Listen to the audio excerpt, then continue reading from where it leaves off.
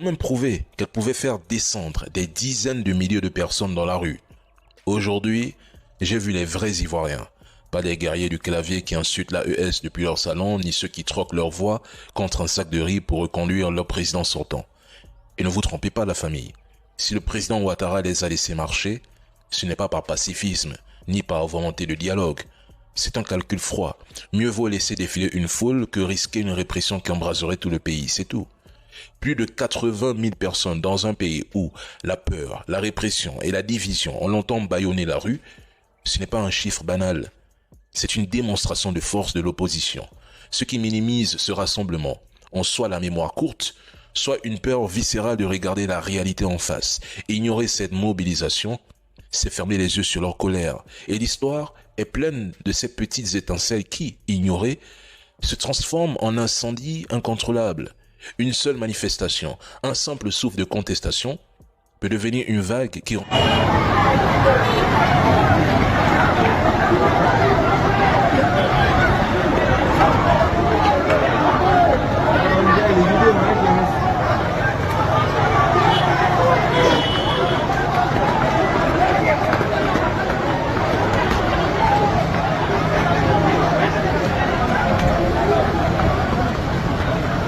Aujourd'hui au Cameroun, il n'y a pas d'opposition réelle.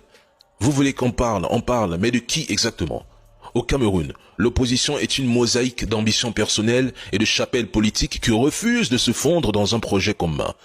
83 candidats au départ, puis 11 aujourd'hui, mais toujours zéro coalition solide. Au nom de l'ego, chacun rêve de devenir le libérateur du Cameroun. Chaque candidat pense d'abord à son score individuel, à sa visibilité médiatique, à sa future nomination, à sa carrière politique et à ses ambitions plutôt qu'à une plateforme commune.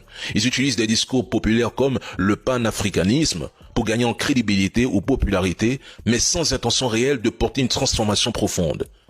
On est face à une opposition populiste, opportuniste, contrôlée, une opposition d'apparence qui fait semblant de combattre le système.